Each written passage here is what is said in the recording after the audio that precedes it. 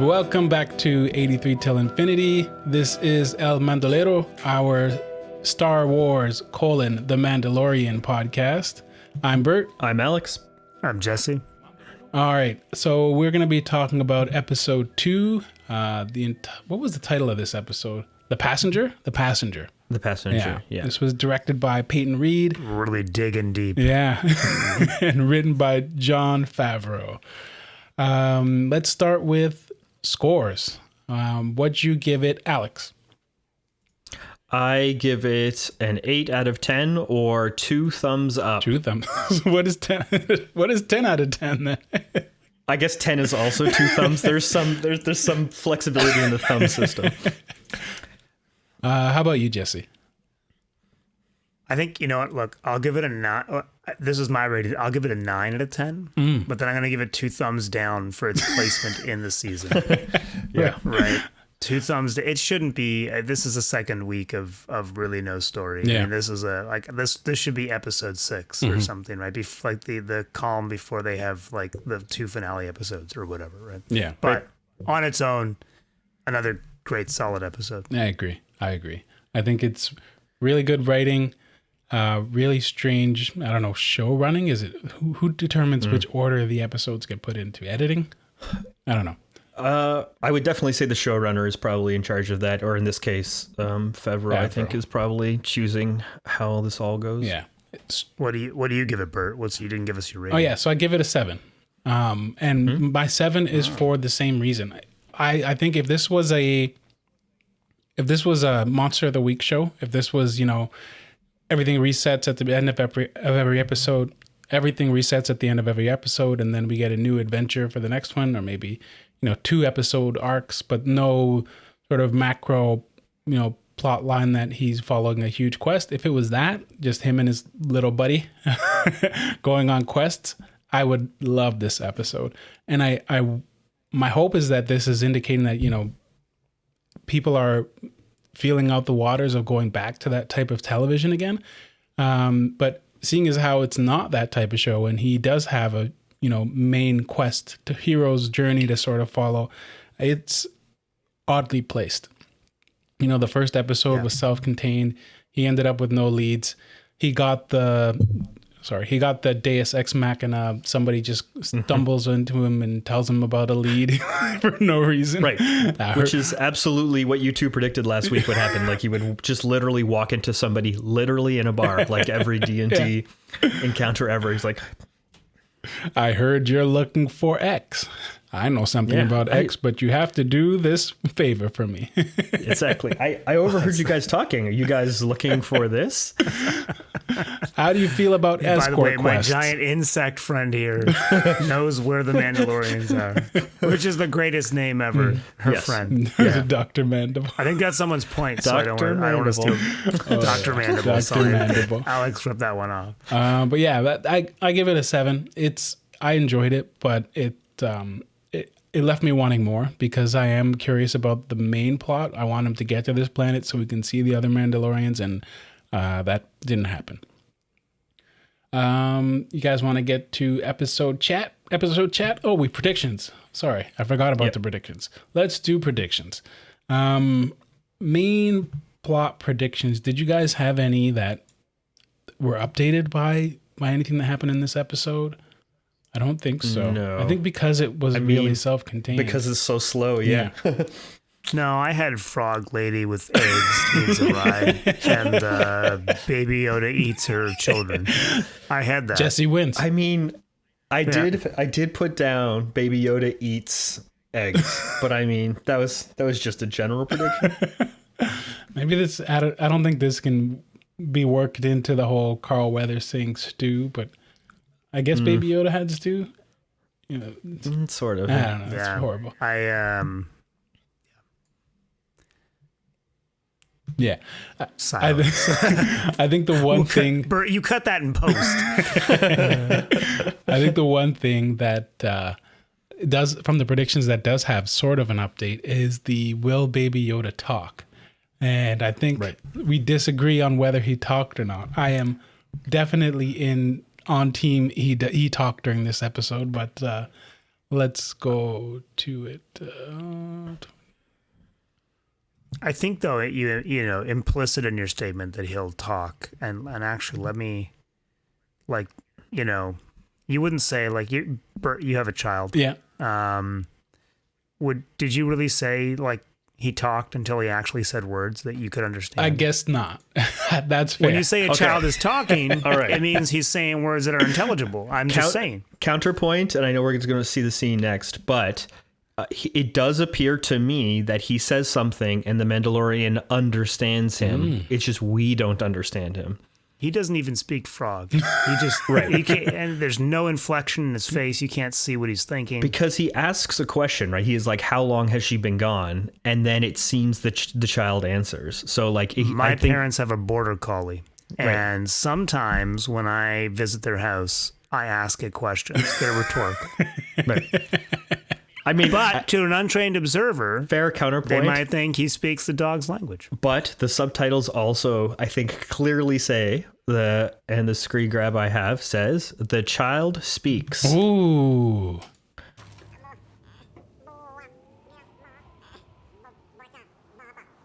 Okay.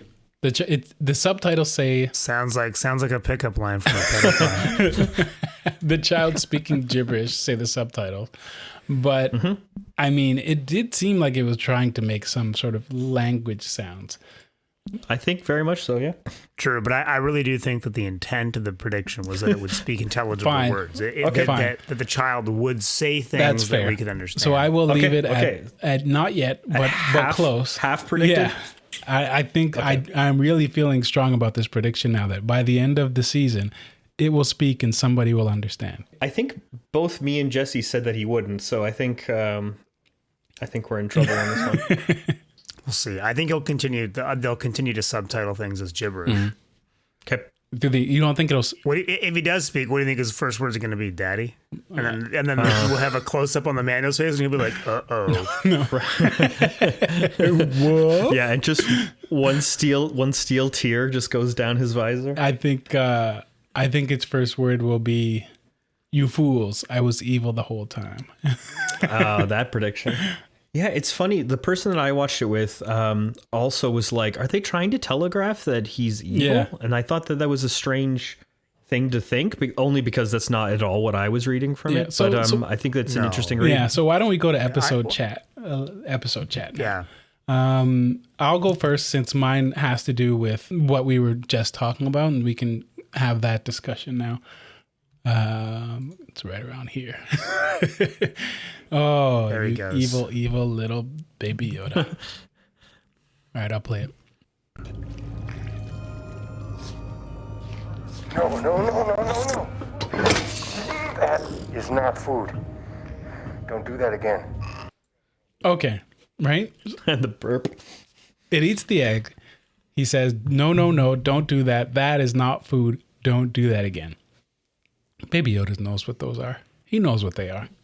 There's even the scene right before that where he sort of puts his hand up to the glass and the egg sort of move toward him. Like it's almost as though he's like feeling their life force. And he's like, oh yeah, that's alive.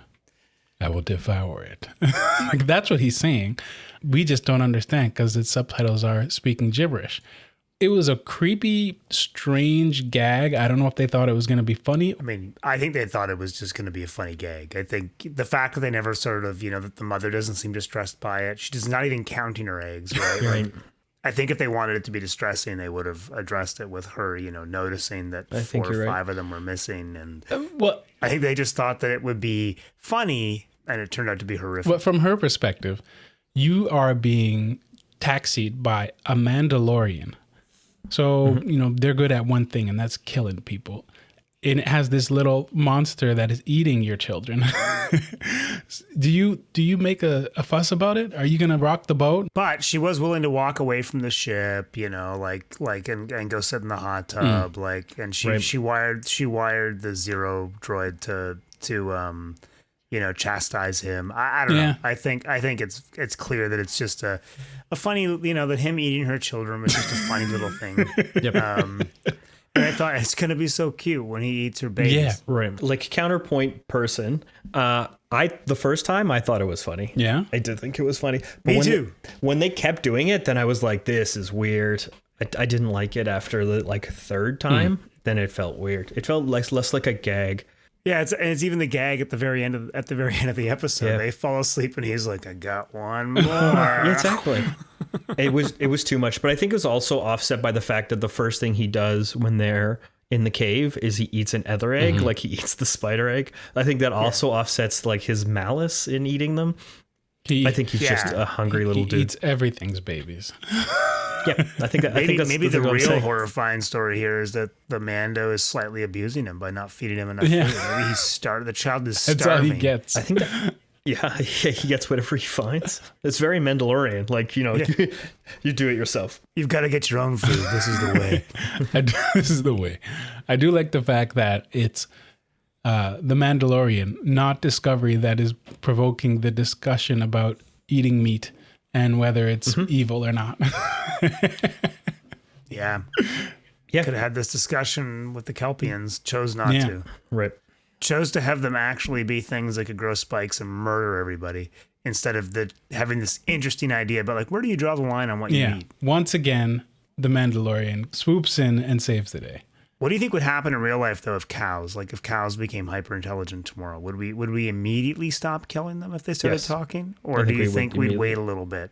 No, I don't think we would wait at all. I mean, they are delicious, but I do think that I'd like to agree with you, but I wonder. Yeah, I don't know. I mean, Sorry. we've had, civilizations that have had, cannibalism. Ancient South American tribes and Greek islands were, very into cannibalism. So who knows if a cow is hyper intelligent or as intelligent as a human, or maybe more. Well, if they're more intelligent, then maybe they're outsmarting us, and I was going to say not able to. Then we're in a different science fiction And problem. they're trying to eat us. Yes, so that's exactly what's going to happen. But I would hope that if a cow was like, "Hey, don't do that," we'd be like, "Whoa, cows can talk now. I'm off beef." Yep. Or else we get the cattle gun and we'd be like, shut up. Well, I mean, that's another option. You talk too Did that much. cow just talk? No. Nope. The only other point that I had was just, Dr. Mandible was hilarious. It was, a throwaway little thing, but they put a lot of effort into filling out the world, which I really enjoy. They got Jawas in there. They got, random aliens that don't even talk. They just hang out in the background and look alien. They're doing their own thing. They're playing their own music. And I'm really enjoying how much they're doing to fill out their world. I don't want to get too much into the whole, comparing with Discovery, but it is refreshing to see that they're, making a really big effort to fill up the world. Let's go to Alex. Your points. All right. The thing that I want to talk about is what we were really just talking about, like something that Star Trek is really not competing with is exactly this, just the languages. You want to roll that? Yeah. What's the cargo? It's your spawn. I mean, it sounded 100% authentic to me. Like it wasn't like the couple of attempts that we've seen in a lot of science fiction for people to do stuff. And for me, a lot of the time it really falls flat. But that just seemed seamlessly to me. Like she's clearly talking frog to the person that speaks frog, and I didn't bat an eye at it at all. It just seemed absolutely perfect. And I really like that Star Wars does the strange alien languages. And I think we've talked about it before, but one thing I really like is like people don't have the right mouth parts. People don't have the right ears. So like some people just can't communicate with each other because they're physically impossible. Yeah. And that is the kind of science fiction that I like to think about. I like to think about, stay up at night thinking about how Dr. Mandible can never know human love just because of a lack of ability to speak the common tongue. Yeah. I don't know. I'm sure there's somebody out there who has a kink for people like Dr. Mandible. Right. He's got a fan page. Maybe he'll be Ahsoka's love interest. Oh, man. That's what I hope. I hope that, the Mandalorian comes on to her and she spurns him for Dr. Mandible. For Dr. Mandible? I'm with a doctor. He has a PhD in love. Can we talk briefly about that gambit that she makes? Like can you cover his obviously losing bet? Mm-hmm. Like, it's just such a Star Wars, such a Western thing. And I think it's a nicely written inclusion. Like, you walk into the bar, I need information. Can you cover this guy's bet? It's like, it's a scam all the way through. And he knows it's a scam and he still falls for it. It's just such a good Western trope. I thought it fit really well in there. Yeah. Yeah, I actually wondered in that scene if Dr. Mandible's saying anything at all. Or exactly. if she's the one with the information and, she's just using that to get the money out of him. And it's a nice, fun moment for both of them. But, like, he knows that she's just fleecing him. Yeah. Right. That was exactly my read of the thing, is that she's playing him the whole scene. And I think that it's very, very Western. Like, it's so perfect. Yeah. And Dr. Mandible's really saying, why are you at my table? Who are Exactly. you? Why did you ask me to hold these cards?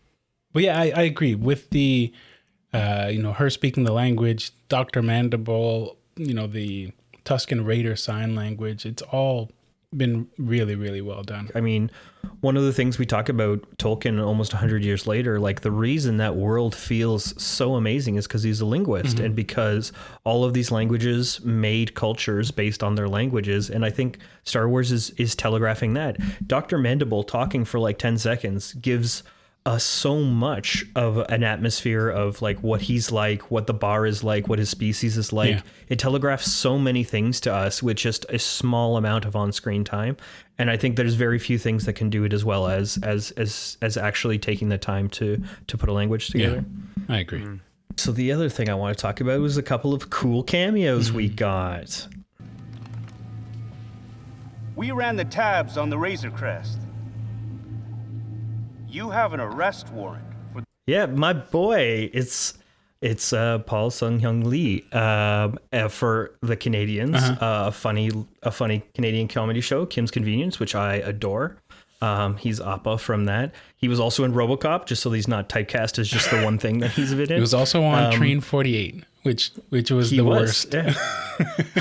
Well, we can ignore that. But I think one of the things to talk about with the cameos with Rich Ayoade, with Paul Sung-hyung Lee, is just that Paul is such a huge Star Wars nerd.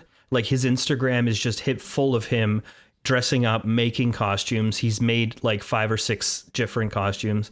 And the fact that he got enough or whatever he had to do to get in to be Star Wars canon it makes me so happy as a fan. I really like when the fans get to be put in. And the other cameo, just to quickly talk about Rich Ayoade, is just, I think that he's very, very, very funny. I thought Zero was actually okay on the sort of rogues gallery of people that was on that episode. And I do hope that Zero is going to return. When we saw his body there, I thought that might be an option. And I just really like Richard Ayoade, and I think that the Zero character seems like something that could happen. So The Zero character was the best part of that episode too. That was one of my least favorite episodes. Yeah, that's actually the only episode I did not like. I did not like that episode. For a variety of reasons. I didn't, number one, I really didn't like Bill Burr in that's me Star too. Wars universe. Yeah, Yeah, I felt 100%. like, and I like Bill Burr as a comedian. No, So do I. Like, I thought like, I don't believe that he's there. I believe that this is a Bill Burr guest spot on Star Wars, and I didn't like that episode. It also had the worst. This is a show that with their virtual sets has done such a great job of making things look, effectively like movie quality. Yeah. Right. Like it's a really good, that episode was terrible. It was like they had one hallway and it was just, it looked bad. Yeah. It was a bad looking episode. It was a boring episode. I hated the way the Twi'leks looked. Me too. Yeah. Yeah. Yeah, Zero was the standout for me. And again, like, I think Richard Ayoade did a great job. I think that he has a funny voice. And I think that, if we're going to get something from the first season, I really hope that it's Zero. And I know that that's unlikely, but it's still my hope. Warning. Do not be alarmed. I bypassed the droid's security protocols and accessed its vocabulator. I gotta say, I'm still holding out hope that they're going to find a character. Maybe it ends up being Zero to be the HK-47 that we all want. I think that the fans want it. they've always wanted it to see an HK-47 like character in, live action Star Wars. And I think this is the chance. He could be the Mandalorian's murderous buddy. Right. I think he can be very sarcastic. I think Richard Ayoade is, everything he does is unfortunately sarcastic, even when he's trying not to be. And so, yeah, I think that you're right. I think that he would be perfect for that kind of role. I do think that we could use, not to be that guy, but I do think we could use some more humor in The Mandalorian. But that's me. Yeah. I just want to hear him call somebody a meatbag and preface all his speech with, which part of speech it is. Interjection. Yeah. I love that character. Okay. Yeah, me too. Jesse, episode chat. All right. What you got? Again, like we already sort of discussed, like this was a good episode. I like the frog lady. I thought I love their use of, I don't know who's making the puppets for them anymore, like the faces. Disney owns like Lucasfilm and the Jim Henson Company, so I guess they just make their own stuff. But it looks so good, like her, like and I think you're right. Like I love when she started jumping.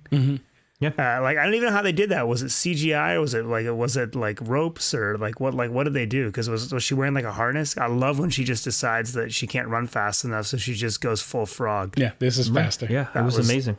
Yeah, that was great when she just all of a sudden is like, no, he's gonna outrun me and the spiders are gonna eat me. Frog mode. Yeah. But that's not a point. Hey, so there it is. Number one, I yeah, look, there she goes. There she goes. Maybe that is CGI. Yeah, I think now it's that I'm CGI. looking at it, it looks kind of CGI-ish. So number one, I love when people reuse old concept art. So the white spiders are original Ralph McQuarrie designs for Dagobah, right? Like there's I don't know if you can. I should have searched that, but they have when he did the concept art for Dagobah, there's a picture of one of these white spiders laying eggs, and Luke is sort of standing off to the side in his like flight suit. They've done that with a number of things now, like in The Force Awakens, on Jakku. There's like a sort of like one of the features of the town that she trades in, that Rey trades in. There's like two posts with like the sort of like curved top on, and it's part of the concept art for Tatooine that McQuarrie did. So I think that's neat when they sort of reuse stuff so that it really kind of makes it feel like it's like a consistent sort of art design because it's taken from the original stuff that was done in the 70s. Right. So I like that. I guess I don't have much else. I did say that this could be a Star Trek episode. You could really see Captain Picard. You could see JL. I'm gonna commit to calling him JL. God. You could see JL getting stranded on a planet with some frog lady that he can't speak a language with, and he's got to protect her eggs. It makes so much sense. The only difference is that he would then appreciate that the spider was just protecting her eggs too.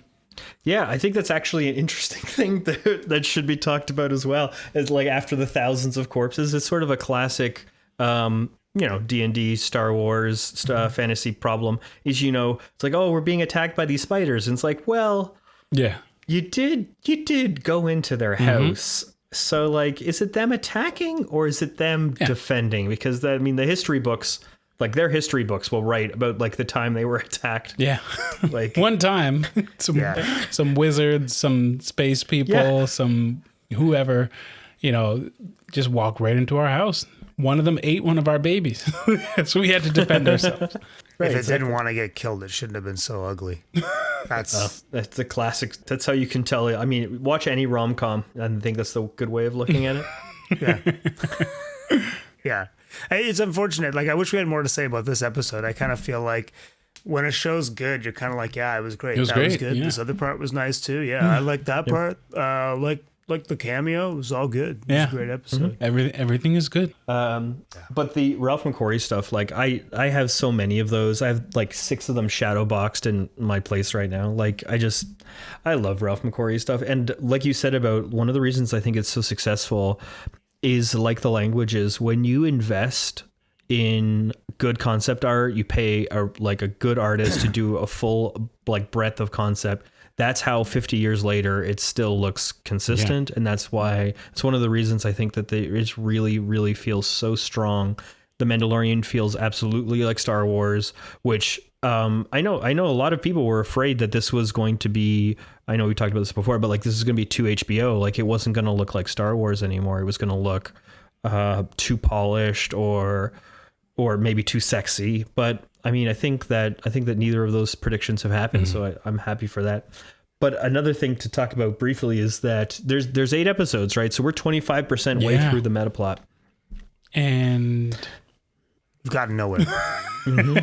He's going. And now maybe that going just to a means planet. that they're going to have a couple of these one-off adventures, and then the rest of it's going to be like a story-driven season. But I kind of don't believe that's going to happen either. I don't think so either. So yeah, I guess Bert, I'll ask you, like, what do you think we do this season? I know we're predicting again, but like, do you, at the end of the season, are we on the home world, and then where do we go from there? Or is it going to be slow and then we barely get there, or is that safe for next season, or what's your thought? Yeah, I mean, I think it's like the entire season is going to be sort of a mini boss season. I think that they're going to set up a mini boss. That's sort of the interim quest. And by the end of the season, the mini boss will be defeated, and they'll be on the cusp of, getting to the Yoda homeworld or whatever the main goal ends up being. Because at this point, I don't think they have enough time to really flesh out things unless they're just going to rush through it, which it's so good as it is. I don't know why you would bother rushing to the finish line. Like, if they're comfortable enough to, say we're going to fill out these 6 episodes with really good content, he's not going to make it all the way to the end by the end of this season, but we already know that we're going to be back for season 3. There's just no way. I'm fine with that. Yeah, and I guess that's what team I'm on. Like, I'm on take it slow. I don't need the meta plot to be fulfilled. I don't need the child to grow up. I don't need him to talk. No, I need him to talk for this prediction. He's not gonna talk. I don't need any of those things. I'm happy to watch a Western where we see cool stuff every week. And I'm also kind of happy that we haven't got a lot of season 1 character crossover yet, because I think it really gives them options, because we haven't settled on his like real crew. Like, I got to get the guys together. You bastard, I'm in. Like it's like we haven't got there yet, and I think that's good, because I want them to have a lot of options. I want that cast to be like 8 characters, probably not Bill Burr. Everybody else is probably okay. And I do think that was one of the advantages of going slow, is that it gives the writers more space. But I also don't know if Favreau has literally written 10 seasons. Like, I don't know if this is a Walking Dead or one of the other showrunner shows where if you get 4 showrunners that are making a lot of money, they're gonna write 12 seasons of everything, Lost, right? Yeah, Lost, right. or any of those shows. Like I mean, they're all good shows, but when you're told to make it 12 seasons, like it's hard to be a good show for 12 seasons. Although, if like, I know we're early, but I think that The Mandalorian is maybe one of those ones that, I mean, there's so much funding behind it, and it's so much good acting, so much everything's great about it, that I really do think that we could go the distance. But I guess that's another question, maybe Jesse, for you, like, do you want this to go 10 seasons? Like, do you want this story to get wrapped up? No, I mean, it's not that I need the story to get wrapped up now. I don't want 10 seasons of anything, though. I mean, I don't think, unless it's Law and Order, you can just, like, everyone can always watch more Law and Order, because it's those like procedural shows. Yeah. It's easy. But if you're going to have any type of arc at all that lasts, I think 5 seasons would be the most I'd want to see. And then I think I'm happy for them to explore other things on TV. I actually, for me, Star Wars on television is right now at least a lot more compelling than Star Wars on the big screen. I did not like the prequel movies. I was okay with Rogue One. We've talked about this before. I was okay with Rogue One and Han Solo movie. Not crazy about the prequels. Everything was a take back. This doesn't feel like a take back, right? I like that you're in the era of the New Republic, and that there is a New Republic, and that they're the ones who are kind of in charge of the galaxy, the way it was in the original expanded universe, right? And I like that reality. Yeah. I don't like that 30 years after everyone defeated the Empire and you have this big celebration of peace and order and good government or whatever, that all of a sudden the things have just turned around in a week, and the Empire's back, baby. Yeah. Yeah. And you know, they had a gun they could just shoot every like 5 planets at once, blowing up all the Republic, and it's just like, well, okay, great, you did that. That's a stupid thing to do. Your Star Killer base is stupid, and the whole thing is stupid, right? The characters are great. Don't get me wrong. I'm not bombing on the characters from the sequels. Good characters, but I like that the Mandalorian doesn't feel like a take back. It feels like it exists in a realistic period after Return of the Jedi. Things seem to be the way they should be. The New Republic's in charge of everything. I'd actually like to see more stuff take place either in this era for TV shows, or even I like when things are set in the Imperial era. I like seeing what life is like under the Empire. I think those are, it's interesting. Like, and I think that they try to do like sort of like with Rogue One and with the Solo movie, you get more of like sort of like that bottom up view of what this looks like. Yeah. I think that's the part that is interesting to me, and I would love to see them explore more of that with the Mandalorian.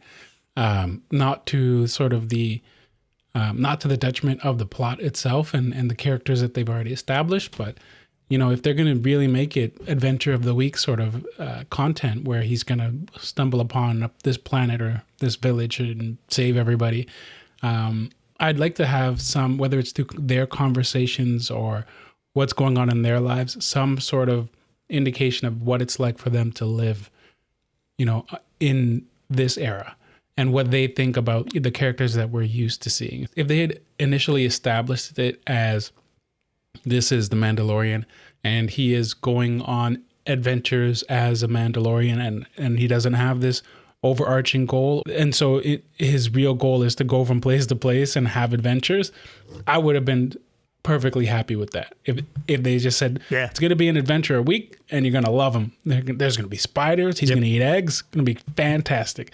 I would have been fine with that. Yeah. And I think like all of our major plot predictions, like I think are in line with sort of thoughts like that. And like, like where does the Mandalorian end up this season? And I do think that stuff like telegraphing Moff Gideon's Darksaber and stuff do give us, I think, a clear goal for the Mandalorian. That's not the child. Yeah. And I like that too, because I don't want it to just be, get the child back, because I do want the show to be more than that. But as far as how long I want the show to run, I mean, I'm on team Monster of the Week forever. Go slow, make it 10 seasons, because I really love Star Wars, and I think this is some of the best Star Wars we've ever got. So I'm just happy I'm really excited and happy to tune in and watch this every week. I really am. What I don't want is for this to be, Spider-Man 6 or Thor 8, where all of these movies about side characters have to tie in ultimately with the Avengers movie at the end. I don't want there to be another movie in the sort of main Star Wars plot where the Mandalorian plot and the character fit in and he shows up on the big screen with the Jedi. I like it being somewhat separate from that sort of main arc. All right. Predictions for next week. I mean, it could be anything because we have no idea. They don't put there's no promos. They don't put promos up, right? I didn't see one. I don't think they do. Predictions for next week. I think we are again in our strange place where we don't have Boba and we don't have Ahsoka, like the huge massive spoiler things that were spoiled for all of us, which is confusing. Well, because I do feel like we're into the season now. We've got to get to one of the major announced characters next episode. We have to, just like, was we predicted that it would definitely be Boba, because what else would make sense? And so here we are. So it's got to be Boba they now, fooled right? Us. Like, it was Dr. Mandible all along. It was Dr. Mandible and also a couple of somewhat nice police officers. So yeah. You know what we didn't talk about? We didn't talk about May the Force be with you. And with you. I wrote that down to talk about. I forgot to put it in the show notes. He does, again, very clearly know the lingo that everyone says of an old forgotten religion. with these wizards. But he's like he knows it enough that it's their call sign. He's like, what am I supposed to? Oh yeah, may the force be with you. That was so. That's it. Now they'll leave me alone for sure. It was so weird. Like it felt awkward to me to hear him say it, and then the response. It did. I don't know. Yeah. I thought it was. I mean, the tension of the scene was done well, I think, and I guess the tension at the end of the episode too. When I did think it was funny when he was like, "Hey, won't you guys give me 20 minutes of your time and fuse my hull back together?" And they're like, no. And I was just like, well, that's really unfortunate because it's going to be really hard to fly this ship with a giant asshole in it. Why even stop to taunt him? I mean, I guess they're like, we'll save his life, but then we'll probably banish him here to freeze to death. I guess it's sort of the feeling I got. It's like the cop that like, you know what? You're not getting a speeding ticket tonight. It's like, okay, but my car doesn't work. Like, how am I going to get to the hospital? It's like, well, I did I did your one favor today, so that's it. Favor. So I got to go back to doing something else. I mean, I think that they did the Galactic Police joke. I think they did it well. Like they're clearly jerks. Like they weren't but he's also a bad man and they know it. So like letting off a bad man because he did, a good thing. I don't know. I think it's a decent science fiction / philosophy thing to talk about. Like they were only that nice because they knew he was white underneath. They could tell. They're like, Mandos are usually white, so we'll let him go. If that was a black guy, if Carl Weathers had been with them, they would have shot Carl first. And then I missed the spiders. What the heck, Carl? And he'd be like, sorry, sir, was that you? Did you know this man? Yeah, he was my friend. Ah, jeez. Now I gotta kill you too. He was high on PCP. Didn't you notice? I mean, he was clearly. Yeah. I don't know. But as far as next episode predictions, who knows? I actually thought about this. What if we saw all the Boba Fett that we're gonna see? What if that was all of it? Yeah. I'm on that team. What if it's just Ahsoka this season and that Boba Fett that's the long game. That's not even the season. Yeah. That would be so hilarious. Or that was it forever. Yeah. That's all the Boba Fett. It's just like that's even better. It's like he was waiting for someone worthy to come and take the armor, and once it happened, he disappeared into the desert forever. Yeah, just gone forever. And just moisture farming. If we could have seen more of that shot as he walks, he just kind of disappears. Into the wind. He turns into sand. He never escaped that Sarlacc pit. He's just a ghost. It's a ghost. I like that idea too. But it's a force ghost. Because oh man, what would it take for him to now find Mando? Now that he's left the planet, he would have to find out either from Dr. Mandible or like the mechanic where Mando's going, and knowing Boba Fett. Right. Like, does he kill him for that information? He disintegrates them is what he does. Yeah. I think Dr. Mandible's going to have a rough time. Yeah. But I mean, I think there's a few ways they can do it. He can probably just track the suit somehow. I don't know. I mean, I'm sure there's some clever way to find Mandalorians. Yeah, he can track. That was always the fan service. Like if they ever make I always thought they should make a Darth Vader movie. I want a Darth Vader movie set before A New Hope. Right. I read most of the Vader comic that came out. I would love to see a Darth Vader movie, but I think that's one piece of fan service I want to see in it. I want to see Boba Fett be in the movie, and I want to see him disintegrate people because I want there to be backstory to why Vader has to explicitly be no disintegrations, right? Yeah. It would be a great piece of fan service. So, or a Vader series. I mean, a Vader TV show. So I guess I don't know if you guys have any specific predictions for the next episode, but I think next week he gets to this lady's planet, drops her off, meets another person on that planet randomly that he knows, has like a brief, happy moment with them. They give him a babysitting gig. He has to go to another planet where he babysits like a small feral creature or something. I don't know. Baby Yoda eats it. It's really traumatic. Like anything could happen. Anything could happen. It could be anything. Adventures in babysitting next week. I think that next episode is Ahsoka. I think that he's going to be on a boat for some reason. Maybe it's a water planet. Maybe it's all water. It is the water planet next time. I saw that. If you look up the description, it mentions the water planet. Oh, really? Bert actually gets I predicted something. Kudos for that. Because I figured she's a frog lady. Frogs like water. Yeah. They got to spawn. It's got to be water. Episode's synopsis reads, The Mandalorian braves high seas and meets unexpected allies. Okay. Well, that does sound very much like Ahsoka. Although I will point out that remember when we looked at the trailer the other week, there was that cloaked woman who seems to be on the water planet. They've enhanced that, and we were like, oh, that's probably Ahsoka right there watching him, like all robed up. They've enhanced it. It's not her. Oh, yeah? Oh, really? Yeah, you can see an enhancement of that, and it's clearly not Rosario Dawson or Ahsoka Tano. Send me that link. That's interesting. I'll put the image up at this point. Yeah, and the actress is Sasha Banks. No. She's a wrestler. Don't think so. Is she a wrestler? She's a wrestler. I mean, I think that's good because I assume she's going to fight and she knows how. I like that. Yep. She's gonna come at him right over the ropes. I don't know wrestling moves. Yeah. Put him in that I prefer figure my four fake leg stuff lock. to be set in space, but I know wrestling moves from 25 years ago. Me too. This will be exciting. All right. yeah, I think this means that the story will happen. Yeah. We're gonna, because she's obviously watching him in that trailer. Yeah. So something's going on here, and maybe she's working for Ahsoka Tano. Maybe she's part of her like squad. Maybe she got a squad. Mm-hmm.